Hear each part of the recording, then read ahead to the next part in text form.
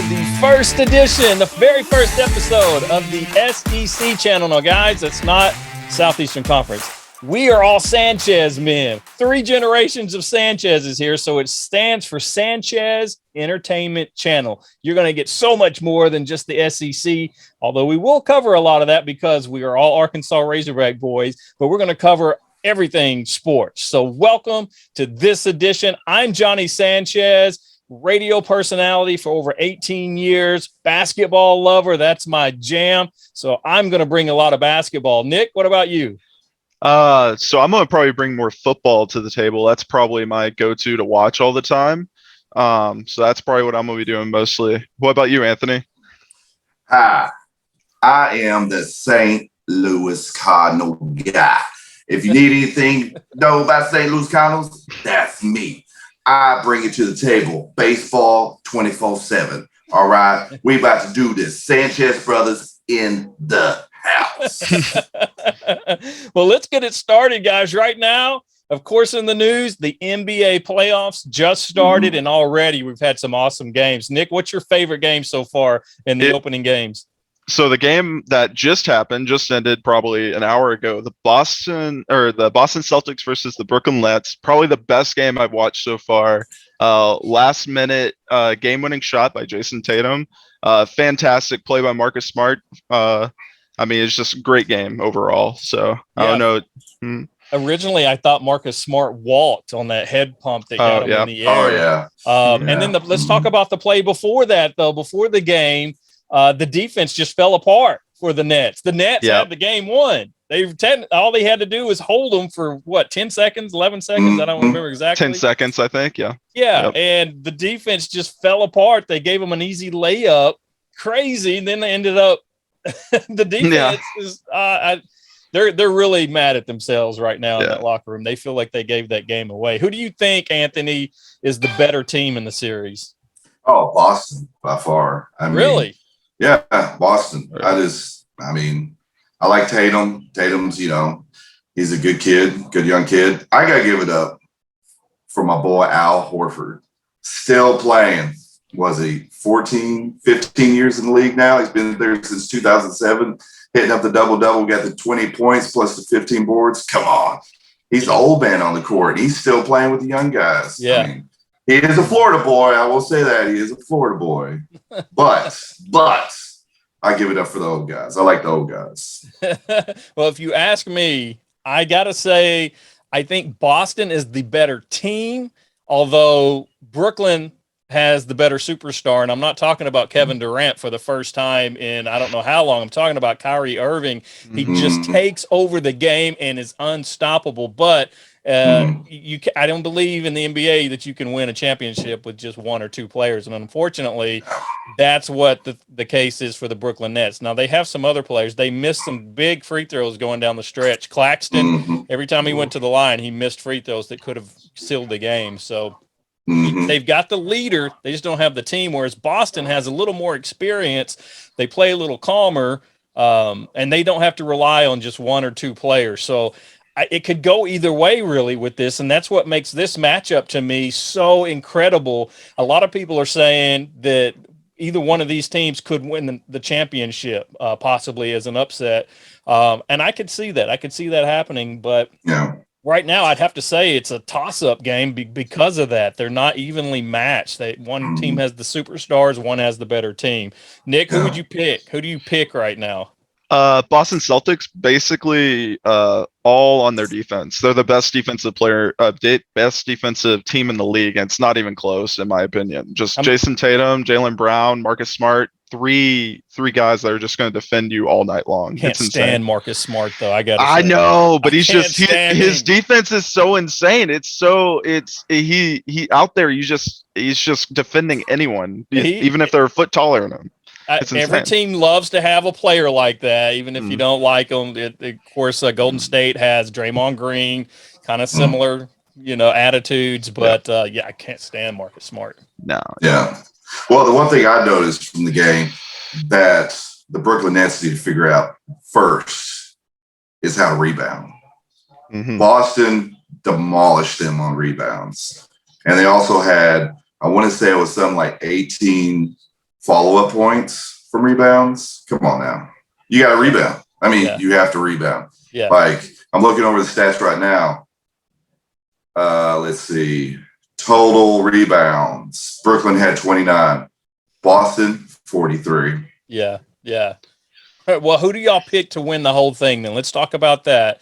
Who is going to win the NBA championship based on what you have seen in the regular season coming down the stretch, especially, and into the first games of the playoffs? Who do you think now? Definitely the Suns. They're my favorite team overall. So I'm not just saying I'm saying that because they're my favorite team, but also just because they're the best team. I mean, there's just overall in every single position, they can just outmatch you every single night. It's like they have too much talent on the bench and starter wise. Yeah, so. They had a lot of talent last year too, though. Yeah, well, they made it to the finals, but I mean, they just got in trouble with Giannis. That was their biggest issue. But I think they have probably addressed most of those issues this year. And probably how much is it is talent, and how much of it is experience? How much of each do you need to combine to win?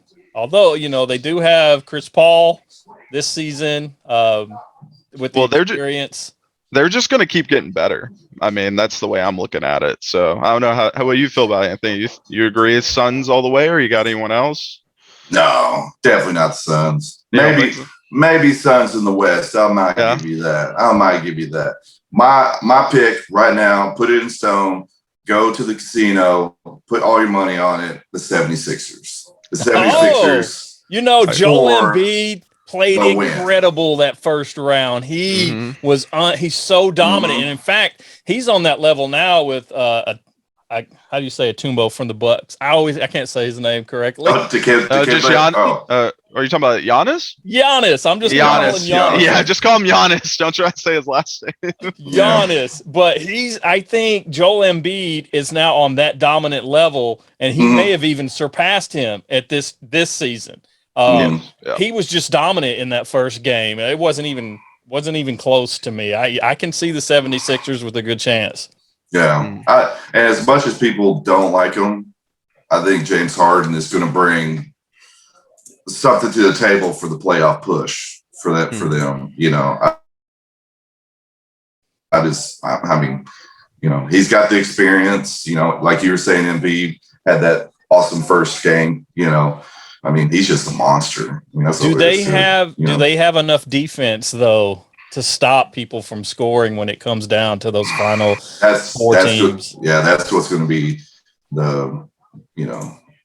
that's what they're going to have to prove is their defense. Yeah. Well, I'll tell you my pick. Beforehand, my home team, because I'm a big Memphis fan, I'm real close to Memphis. Go to a lot of their games, and so I was hopeful that Memphis would have enough. After seeing, I don't think they're going to have the experience in John Morant to get them there. He's got the talent, but he made some really questionable plays trying to go to the basket near the end of the game when they had plenty of time. They should have been running a better play. I don't think he's going to be able to play 1-on-5 when it comes down the stretch, unfortunately. And they've got a good supporting cast. They've Baines and Brooks is incredible. They've got enough keys there if they just learn to play as a team. And I think that takes a leader with experience. And I think this season may be Ja Morant's, learning experience. It's like Michael Jordan when he first came into the league. He couldn't lead them either until he learned how to be to get his other teammates involved, to get them to do what they needed to do. And I think that's where they're at. However, I think in the next year or two, they could make a push for it. But I got to say, the team that I'm picking, and this is tough because I go back and forth between Milwaukee and Golden State. I'm going to pick Milwaukee again just because Giannis, the supporting cast, the defense, it's so hard for me to go against them now. Granted, I picked them last year, and so, I mean. Yeah. So I got to go with the Bucks, man. I do. All right. Yeah. That's respectable. I have the repeat with the Suns and the Bucks in the playoffs facing each other. So I mean that. How do you guys? Well, just real quick, how do you guys feel about everyone complaining about LeBron and the Warriors? What happens if the Sun and the Bucks are the next matchup? You think it's any different than that? How do you feel about that? about like it being because everyone hated LeBron and the Warriors being in the playoffs for however many years in a row, and people are talking. Everyone's just talking about how it's going to be the Bucks and Suns, but they're not complaining about it. So, like, I think as long as the games are entertaining and like today's game, like you mentioned earlier with the Nets, Brooklyn Nets and the Celtics, the refs let them play, and I love that they let them play. Oh, yes, a lot of banging, there's a lot of street ball type, and I think that's what people want to see. It was a in the boxing playoffs. match. Yeah, in the playoffs, they want to see who's the toughest team, and I think they did a great job on not letting get too far out of hand. Yeah. But they did let them play, and I hope they continue like that, and it's not decided on players who fouls out and that kind of, you know what I'm saying? But I mean, they already let them get away with every travel. You can, they yeah. Oh man, 4 steps now. It's they do skip-to-maloos, and they're like, hey, that was a great whatever. Yeah. But today, I got to say, watching that game, I was very impressed with how they let them play down the stretch. Yeah. I guess if you're the losing team, you're going to complain, though, right? Yeah. Oh, yeah. It all comes down to defense and rebounding to me. I mean, that's the team that's going to win. So. Well, let's move on. Anthony, what do you got for us? Well, we are back into the baseball season. That's right, folks. Get all out of your house. Let's go eat some hot dogs, have ice cold beverage. We're going to be watching some baseball, okay? As we know, our team is the St. Louis Cardinals. We love the St. Louis Cardinals. Grew up with watching the St. Louis Cardinals because of our father, rest in peace, John Sanchez. And that's what we do. We watch and we listen to the Cardinals. So today, they play the Brewers. Unfortunately, today was not the day for them, as they did lose to the Brewers. You know, final score 6-5. Today really just came down to pitching. I mean, that's all there was to it. You know, we started out, not too good after the first inning. Dakota Hudson, he did start the game for us. Unfortunately, did not have Dakota didn't have a good day today. Okay, but I will say, what's always a pleasure with this season, well, the way they have everything set up now, where it doesn't matter NL, H or NL, AL, they all start a defensive or designated hitter. I like that. I love that. And by the grace of the Cardinals gods that are up there, Albert Pujols is back in Cardinal jersey. We get to see the number 5 come out. That's and swing the bat again for the Cardinals. That is amazing. I almost teared up when I saw him come up the bat first time. I was like, I can't believe this happened. I can't believe it. But luckily everything worked out the way it was supposed to. He's back on the team, and he's actually not doing bad. Even though the other day when they were playing, who was it? The Pirates? Were they playing Pirates? No, they were playing the Brewers. Mm-hmm. I don't know who made this call. Pujols on third base. Somebody in the dugout thought it would be, hey, well, they're not going to expect this. Let's have Pujols still home. Pujols runs about as fast as Yachty does. If you don't know how fast Yachty probably runs, slower. Go outside and just walk from ask your grandfather at home to race you outside right now. Yeah, walk as slow as you can from your doorway to your mailbox. And that's about as fast as they run. Great athletes. Yachty, probably the best catcher ever play baseball. Pujols, one of the best hitters ever play baseball. Runners, no. I mean, you don't do that with them. But today it was all about pitching. Just, I mean, it was just about pitching, Nolan's still doing great at third base. I'm liking our lineup, like our batting lineup, and I'm also liking our fielding choices, like how we're doing different position, changes here and there. I do like that a lot. But the main thing, our pitching, it's got to get, What's it going to take to get a championship out of the St. Louis Cardinals? Ask me that question after All-Star break, and I can tell you that. No, ask me that question because that's really what it comes down to. We can talk about it till we're blue in the face right now. It ain't gonna matter because I mean we could get Clayton Kershaw, and it ain't. That doesn't mean anything. After the All-Star break, let's see how everyone's doing, and then I can tell you. Oh, in order for us to have a championship team, this is what we need. Obviously, Wainwright's still there. He's still pitching great. Flaherty is, still having his injury problems. Dakota, I mean, he does good, but he's kind of hit or miss. We got some other people, on the bench. That Steven Matz that we just got from Toronto, man, he's, I really don't have nothing bad to say about the guy. I mean, as a pitcher, Yeah. How much does it come into play, the coaching as well as the players? Is it better coaching that you need? Is it better players you need? What do you need at different times of the season to continue to grow? What type of players do you need? Or you look how walk us through that process during a season of what it takes for the Cardinals to move to the next level throughout the season and not step backwards?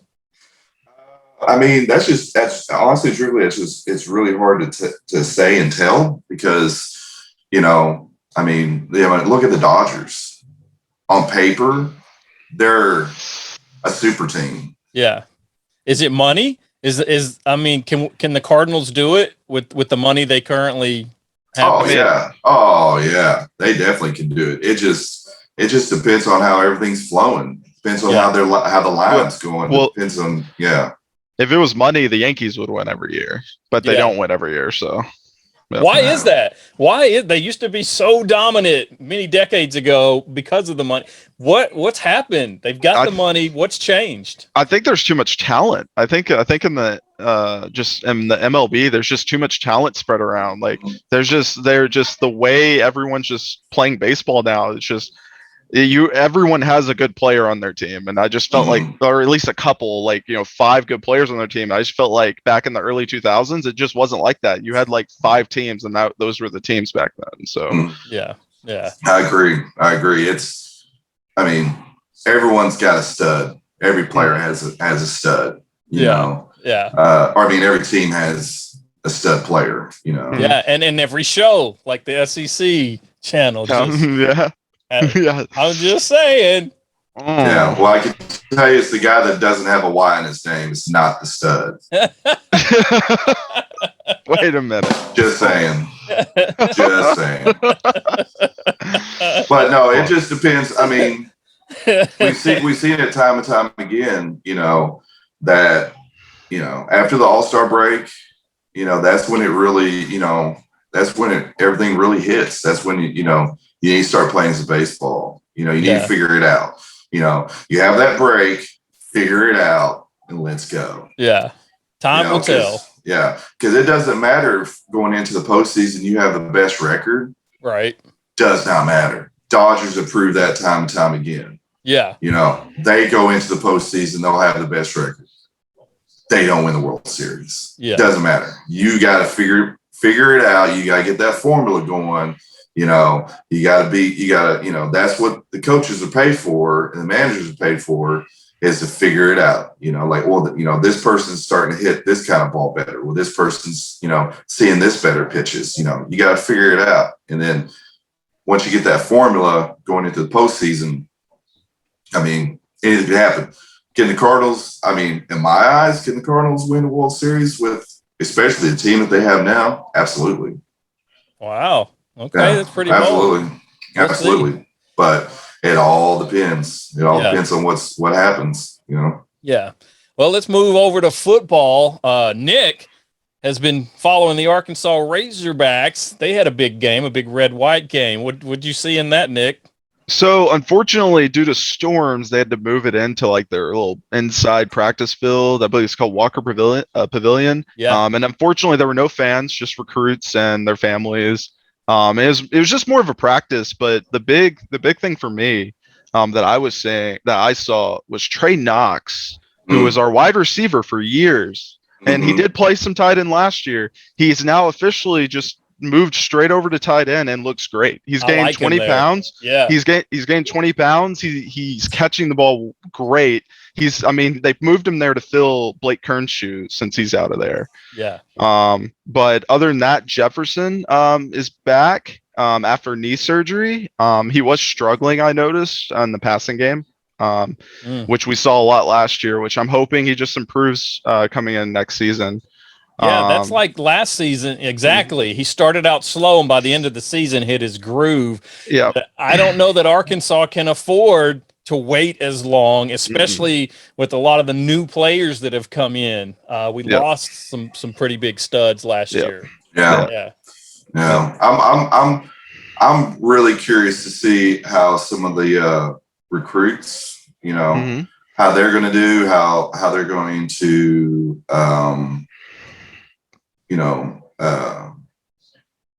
the progress that they're going to make and what kind of impact they're going to make to the team. Yeah, because we lost some, Burks was one of our key players, lost him, he may be going, they're saying now he may be going to the Packers, which, wouldn't be a bad place to go. Yeah. But I would like to see what kind of impact some of these players that we got is going to make to the football team. Well, we got Hazelwood from Oklahoma, who that's what I'm looking forward to. Some of those transfers. He was definitely the best wide receiver on our team watching them play. Nice. he's gonna be a number one. He's not quite as big as Treylon, but I think he's gonna have more speed and athleticism. What about our quarterback? What's the one that moved to Hornsby? I was about to bring that up. Hornsby was playing wide receiver on first string, also playing second string quarterback. I like it and I don't like it because if he gets hurt, we're not going to have a good second string if KJ gets hurt, which he's kind of injury prone. But Hornsby looked great out there. He's the fastest guy on the field. They talk about every single game. It doesn't matter. Who's third string? Who's our third string quarterback? He is a guy. He is a transfer. He's from Arkansas. I can't remember his name right now. He looked okay. Not too here, but yeah, he wasn't too. He didn't impress me at all. He's just like all of our third strings have been. Just nothing out there. But we did bring Drew Sanders in from Alabama, linebacker Phil Grant Morgan. Yeah. Also, he looked pretty dominant out there. That's big shoes to fill. He's going to have to get 100 tackles, just like Morgan did for us to be good. But I think if he fills those shoes, we'll have the best, in my opinion, the best linebacker core again. I thought we had the best linebacker core last year. Really? So, wow. In the SEC, that's saying something. In fact, I've got the first preseason poll is already out this early. Okay. It's already out. Arkansas is not in the top 20. We'll just go over the top 10 right now. And then I'll tell you some SEC teams. At number 10, Auburn comes in at number 10. Number 9 is Pitt. Number 8 is Oklahoma. Number 7, Michigan. Number 6 is Texas. Are y'all surprised by Texas? Oh yeah, they are one of the teams that people are thinking are going to be in the college playoffs this year, and that's not going to happen. I think they got some transfers that are making people think that if I remember right, but I can't remember who they are. But that kind of surprised me. Number 5, Notre Dame. Number 4, Clemson. Number 3, and Clemson surprises me a little bit. Yeah, me too. Yeah, I don't know if. I don't know their transfers, but they had to. Recruits, but they must have got some good recruits. So 3, Georgia, no surprise there. 2, Ohio State, I can see that, and number 1, of course, is Alabama. Yeah, who's number 1? We did have some other SEC teams though in the top 20. Kentucky at 20, Ole Miss at 17. Nice. Okay. Yeah, and that's hooray for Kentucky. When have we ever talked about Kentucky in a preseason poll? I can't. I'll root for them in football, not basketball, but football. I can root for them being there. They've just been so bad for so long. So. Yeah. Maybe late 90s. That's all. And that's a big if. But I remember in the late 90s they had a football wise. I do remember they had a pretty decent team. Jared Lorenz, the big old. Oh, that guy was a tank. He played a little bit, I think, for the Giants, but I do remember him there. Yeah. That's if at all. If at all. What about Go ahead, Nick. Mhm. I'm sorry. Go ahead. I was going to say, I think we're just outside the top 25. We're like 28, I think, coming in. So we're almost there. So. Yeah.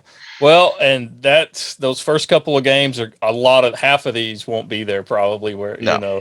there'll be some surprises and some letdowns as usual. But at number 14, Texas A&M is there. And then we've got LSU at number 11. So we've got plenty of representatives from the Southeastern Conference. Yeah. SEC's always, it's always up there. LSU surprised me though. Yeah. With all the problems that they had, to expect them to start the season that well, I wouldn't have picked it. I think LSU. I think that's probably that's almost as big a surprise as Texas. I think they should have been a little bit lower. I didn't think they would be that high. Yeah, in my opinion. Yeah. So I'm looking forward to it. Hopefully the Razorbacks continue to get better and better. It's definitely a good time or a good tenure for football, basketball, baseball, track. We're competing for national championships in just about every category right now. So soccer too, I believe. Yeah, soccer, everything. Soccer, yeah. It's a good time to be up on the hill. I will say that it's a good time to be up there. Anthony, you've been following a little bit of golf, I think. I have been following a little bit of the old Scottish game where they hit around a white ball. Yep. Oh, good times. Good times. You know why they call it a stroke? Because every time you miss the ball, you think you're going to have a stroke. Or you act like you do. Yeah. There you go. No, today they had the RBC Heritage. It was a great final round of golf. Where's that nice played? course. Where's that played at? This one was in Hilton Head, South Carolina. Okay. Nice course. The weather did change towards the end of the end of play. Now I wouldn't say drastically, but I mean it changed enough to where some of their thoughts on certain shots and everything kind of got messed up because of the weather. But there was a playoff hole between Jordan Spieth and Patrick Cantlay, and of course Mr. Bunker, as I like to call him, Jordan Spieth, pulled it out, and he won it today. And you know what he shot? What it took to win? He shot today alone he shot a 66, which was the best round that he shot in the tournament. That's pretty good. Yeah, and he needed that to get where he was at. Yeah, okay. I would have a stroke if I ever shot a 66. Yeah. Well, I shot 66 once. Mind you, it was on the first 9. Is this putt-putt? Is it putt-putt? No, it wasn't putt-putt. No. Okay. It was on the first 9. First 9. It was on the first Gotcha. 9. Yeah, I was pretty proud about that because I was like, lost 16 balls. Pretty bad. Go ahead. Here's a fun fact, though, about Jordan Spieth that I just found out today. He is undefeated when it comes to tournaments that end on Easter. Oh, wow. Really? That's last year. Yeah. Last year, he won the Valero Open on Easter. Guess what ends next year on Easter? The Masters. Oh, wow. Okay. So go back to that casino that you're putting all your money on the 76ers and go ahead and put it on Jordan for next year, even though he's a Texas boy. Go ahead and put it on him. Speaking of that, the odds, I don't know, because there were some odds makers that were saying your biggest bet to win big in the NBA basketball this is on Thursday before it all took place. I think it was Thursday, maybe Wednesday. They were saying your best bet was the Clippers. They were telling people, no, and the Clippers lost in the elimination game. Yeah. So they don't have Kawhi Leonard. Why would you bet for I don't understand. They said that they were stepping up at the end of the season, that their pieces were coming back together, and no. Yeah. No. I don't understand that either. Yeah. Hey, you were talking earlier, we talked about the football hogs. Well, I've also got a preseason poll. This is called the Way Too Early Power 36 rankings. And a lot of this is based on the transfer portals, of course, because that's pretty much what's happening right now. People are deciding to stay, to transfer, to go to the NBA. Razorbacks right now, this is crazy, are number 2 in the country. Number 2 in the country. And that's insane. I heard that they may be number 1. Yeah. Right now in this poll, Arizona is the only team ranked ahead of them. That just Well, and know why they're number 1. Who, Arizona? No, I'm sorry. You know why Arkansas should be number 1 is what I should say. Oh. Yeah, because we have the best hair in college basketball. With no one Williams, can handle the humidity. Well, with Jalen Williams and that kid what's his Black? Is that his name? Anthony Black. Anthony Black. Anthony Black. Best hair. Best hair. Well, Jalen Williams hasn't decided if he's coming back yet. I think he is. If he wasn't, he would have already gone. And I don't blame him for putting his name out there to get his attention and to get the hype around him. Plus, when he comes back to the SEC, he wants to compete for a Player of the Year. We got those twins. We just didn't get another center. From Rhode Island. Yeah, we didn't get another center technically, other than that one guy, one of the twins. But I think he'll come back and start for us and be fantastic. Well, we've got 3 5-stars, 2 4-stars coming in. It's incredible. That's why they should be number 1. Yes. And then the transfers. And all the transfers we're getting. Yes, we're getting lots of transfers. We got Rhode Island. Who else? I'm drawing a blank. We have the guy from Texas A&M and Missouri. We've got Missouri. That's what it is. Missouri. Yeah. Yep. And he's going to fill our role of our bigger body, I think. Down in the power forward position, which is going to help us. But I think also we've got Devo Davis coming back already. That's going to be good. So our guards are going to be perfect for what Coach Muss wants to run. He likes to run the small ball, the defensive pressure, and then the fast breaks and get a lot of points off of turnovers. And I think he's going to be able to do that. He's going to have better shooters in this year, more than just 1 or 2. Of course, we lost Adis Tony, which is a big loss. We're going to lose Note. As far as shooting, but I really think that we've got some shooters coming in. They may not be the Note type of shooter, but we definitely have 3 or 4 people now that can be able to shoot the 3 ball, which is what I think it takes in the SEC to win a championship. Yeah, for sure. I mean, a lot of, especially in the tournament that we lacked were, the consistent, I wouldn't say it's consistent, just the 3 ball that we just needed. Yeah, more of. Well, when our defense was great, it was our offense that was terrible in most of the games. Our offense just couldn't get going. If we had our offense going, we would have scored 90, and every team would have scored 50. So, and also Wade, you were talking about that. He's actually going to be going to the NFL to try out as the tight end. Really? I can't believe that. Yeah. So, I mean, he's not going to make it to the NBA, but if he makes it to a practice squad, that'll be pretty impressive. I mean, wow. Do what you can. Yeah, he was definitely a big body, and he could shoot. I thought he shot very well, especially down one of our better defenders too.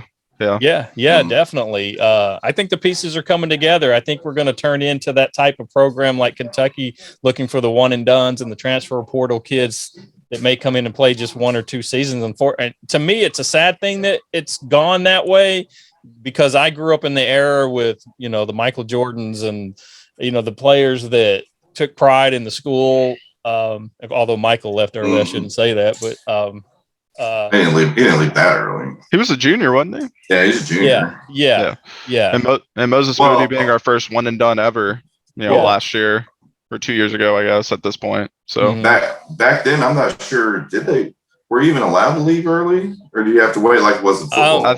There were several people. Kobe Bryant, of course, he came straight from high school. Sonics, right. What's his name from the Seattle Supersonics? Sean Kemp. Sean Kemp, yeah. He's straight from high. There's several. The Boston Celtics had. I was thinking about that. I was thinking about how it was back then in the 80s, and I remember now a lot of the people, coming straight from high school. Into the NBA. Yeah, and it did change that they made them go at least 1 year. They flip-flop back and forth, but I think I like that they need to come 1 year at least, because it kind of weeds out a lot of the people that aren't as serious about it. And plus you don't want just people that I got to be careful how I say this, their attitude, they have to have the right attitude to play in the NBA. You have to have some kind of respect about themselves. And I think college, if they didn't have it, college helps them to gain that. That's just my opinion. I don't know if that's the case or not. Just real quick, from 2004, do you guys know the recruit that went straight from high school but was committed to Arkansas? You guys know who he was? Number one player in the country. Al Jefferson. Al Jefferson. Yeah. I didn't really know that until really recently, and I was just like, wow. Yeah. That was, I vaguely remember that, yeah. He was the best recruit Arkansas has ever recruited, and unfortunately went straight to the NBA. So. Until now. Yeah. I don't know. We had some great ones. We had Corliss Williamson. We had Corliss was only, I think, a 3-star, though. Yeah. Well, was he? Is that all? Really? I think so, yeah. I think he was only 3-star. I think Bobby Portis is our third highest ever rated that we've ever gotten. Man, I thought it was Joe Johnson. I thought Joe Johnson was pretty high.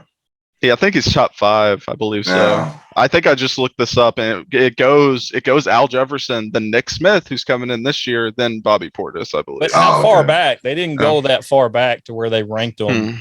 Like that, I don't think. No, the 24/7 like Moncrief that became an NBA superstar. And, Ronnie Brewer, and we definitely had some. Joe Klein. I love Joe Klein because he made a career out of doing the things that no one else wanted to do. I mean, I think he played like 15 years in the NBA as a big body, and he knew his role and did it. Arkansas has had several of those players, but it's nice now to be getting these 5-star recruits, and not just one. We're lucky if we get a 5-star in basketball, just one. We've got 3 coming in next year, 2, 4. I mean, this is incredible. I think everybody is going to be looking for Arkansas to really do something, and I hope they're able to do that out of the gate this year and not have a 4 or 5 game losing streak like we've had the last 2 seasons that really hurt us. Yeah.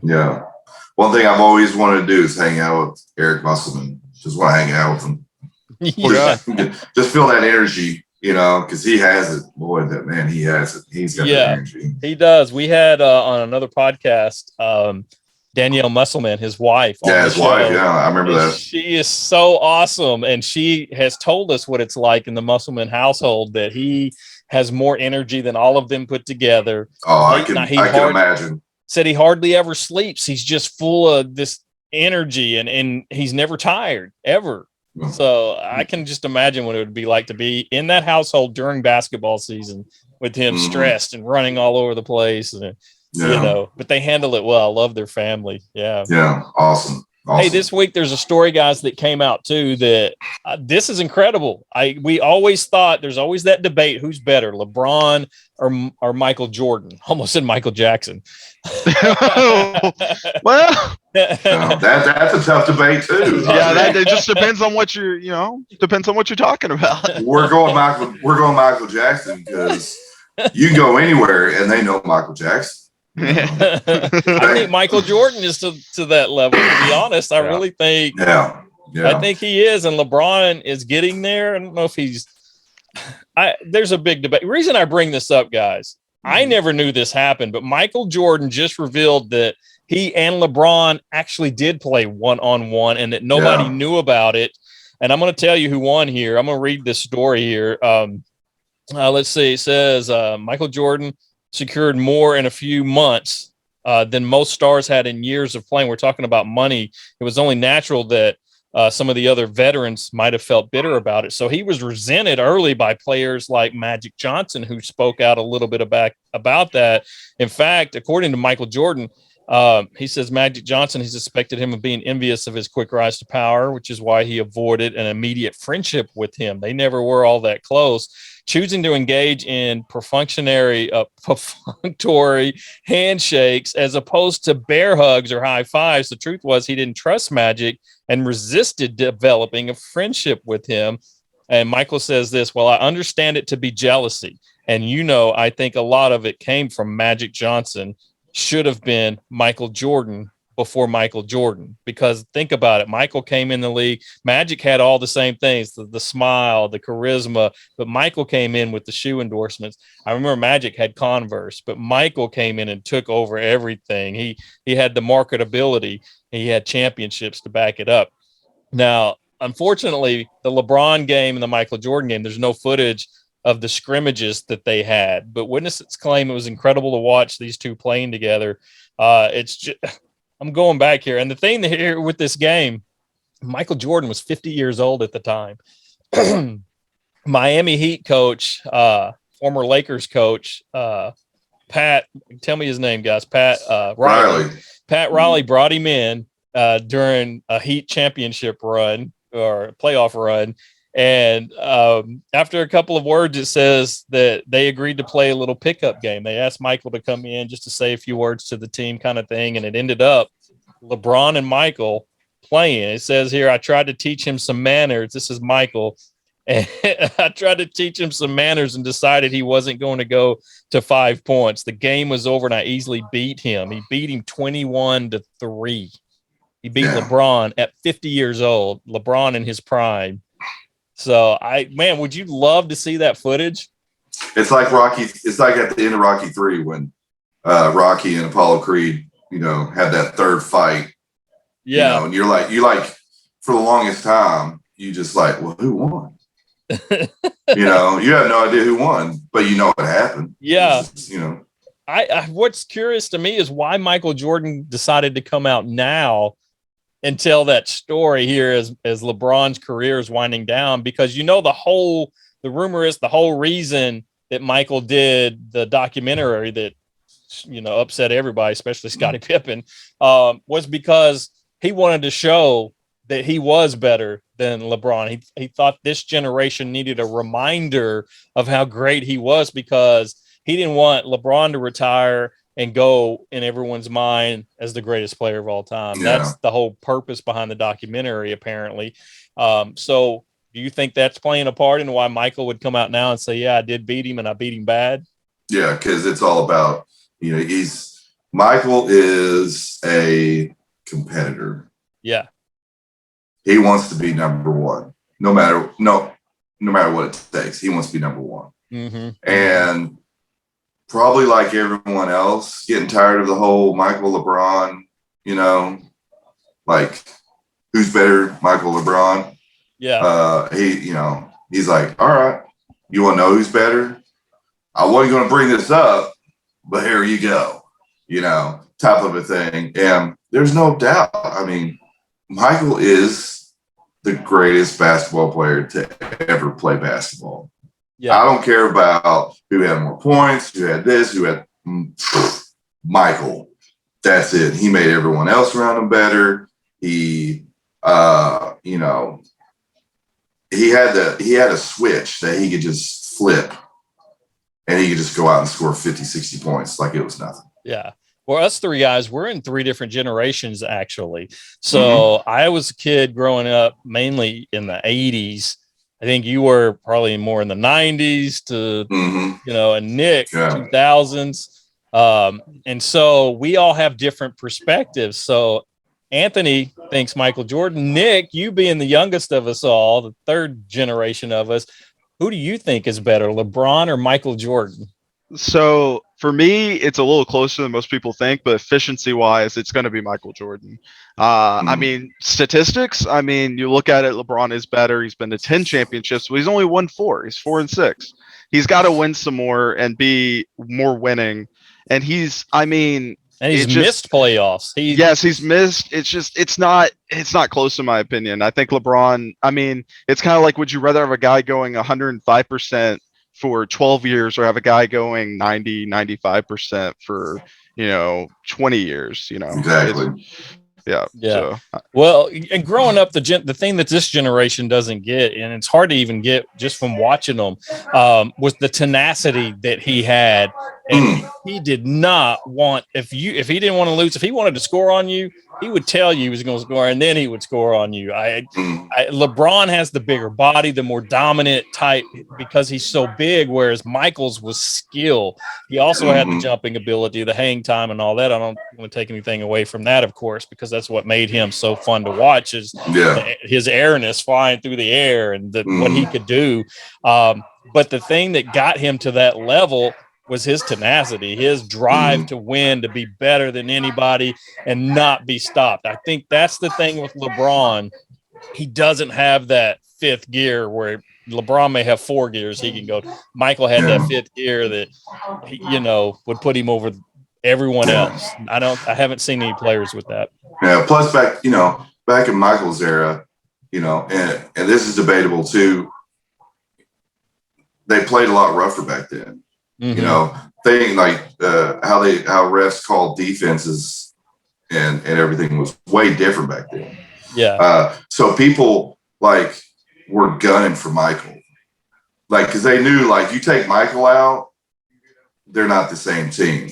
Yeah, which made Michael bulk up. He gained 15 to 20 pounds of muscle, and he hit the gyms because of that reason. Yeah, and the Detroit Pistons primarily. Yeah, and it would fire him up too, because he'd get hit, scratched, and punched, and everything else, and he'd be like, "Okay, all right," and just that gear would kick in, and he just, Yeah, that's a big difference between LeBron, I think, and this generation of players. They want to flop. The flopping comes in. Back then, if you lost the ball, you didn't stop and complain to the ref. You got it back. Michael, if you took something from him, he's getting it back. You're not going to score on him if you took. He's going to beat you to that other end. Whereas today, you see players holding back, complaining with the referee. And I think that's why the NBA has lost a lot of the older generation as for its fan support. You've got a lot of this younger generation that's mainly supporting the NBA now, whereas back in the 80s and 90s, it was an older generation supporting it. So, which is why I love the playoffs in the NBA right now, because it is like today's game. We were mentioning Boston and the Nets, man, that was just a battle right there. And it reminded me of the 80s playoff, Boston and LA, or Detroit and Chicago, man. And I'm looking forward to more of that.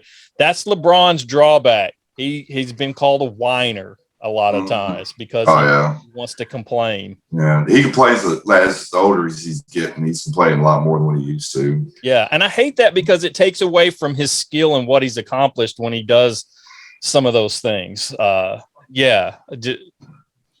just my opinion again. If I had to pick, of course, I'm growing up with the Michael Jordan generation and seeing LeBron today. And I don't want to take anything away from LeBron, especially in the last 5 years. His shooting has increased. Wow. I mean, he can shoot the three so well now. He can do it all, but there's that extra gear that Michael had that makes Michael better to me. I had to pick one. It's Michael. And plus, I mean, I feel bad for Kobe. I think Kobe's a better basketball player than LeBron. Yep. If I had to pick an all-time team and someone else took Michael Jordan, Kobe Bryant all day long. Yeah. Wouldn't even hesitate. Yeah. I mean, because Kobe Bryant was kind of like Jordan in a way of he had that fifth gear. Like he was like, all right, time to turn it up. I'm going out here. I'm going to drop winning 50. time now. You got to win. You're going to go to one of those two guys. LeBron, I wouldn't go to as much. Plus, LeBron's free throws, they finally have come on. But here's another thing is that it took LeBron a long time to get to pass these people and to do I think if Michael came straight out of high school, Michael played as long as LeBron did, especially earlier and younger, Michael would have these numbers that were way, if he didn't take the year and a half off. I think that's a big key as to why Michael isn't way above everyone else. Yeah. I love the story that Reggie Miller tells of Michael Jordan, because Reggie Miller was, I want to say it was his rookie year or first year in the league. I'm pretty sure it was his rookie year. He's with Indiana. They're playing Chicago. He goes out and he just starts shooting. Reggie does just start shooting, and his teammates are like, "Wow, man, you're holding your own against Michael." Yada yada yada. He's all like, "You know what? I am holding my own against Michael." You know, he's like, so at halftime, Reggie had 10 points. Michael had 2 points. And he goes up to Michael as they're, going to the tunnel and says some words to Michael.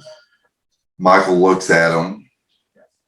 They come out, play the second half.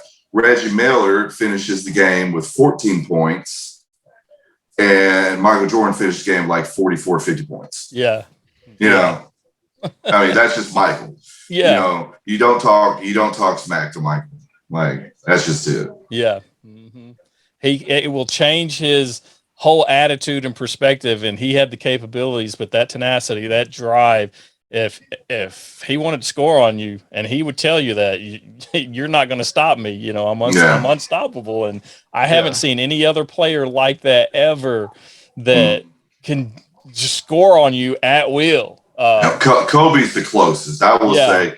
Growing up watching Michael. But yeah, exactly. You know who his idol was growing up. Who he fashioned his game after. Yes. Yep. Not his dad, but Michael Jordan. Yeah. I loved Jordan, unfortunately Kobe passed at his remembrance.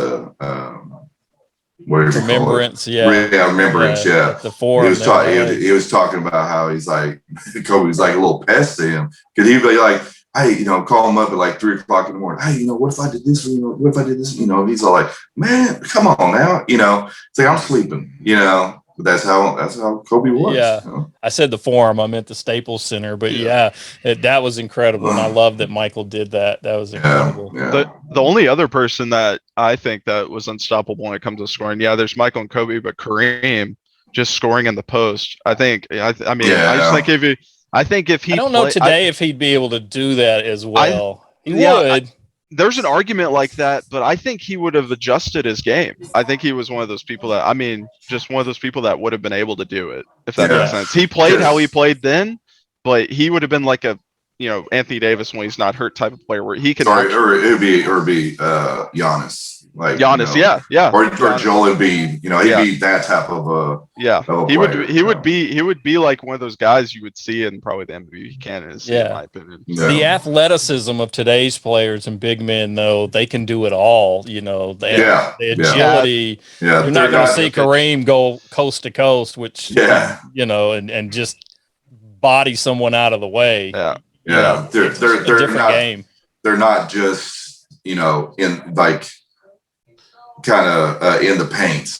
They're not just, that's like they're the only place they could be is in the paint. Like they can be. Yeah, it's a different game. They shoot threes. They can, bring the ball up the court. Because we got power forwards now that are like 6'4", and I'm like, man. That's the old Charles Barkley style. Yeah. Well, they're not as big as Charles Barkley. No. I mean, Charles Barkley was 6. He's 6'6". 6'6". Yeah. But people Corliss say Williamson was 6'5", 6'6". Yeah. So. Well, they say Charles Barkley might be closer to 6'4", but Charles he's a big body. Big dude. Yeah, he was big. He had more meat on him than most of the other guys do. Yeah. Guys, it looks like we have run out of time here on the SEC's first episode. So we're going to be back with more. If there's things that you want to see, make sure you comment below wherever you're listening or watching this podcast. And we'll be back with more coming up soon right here on the SEC channel, the Sanchez Entertainment Channel, all sports, all the time from 3 generations of Sanchez. Mom, meatloaf!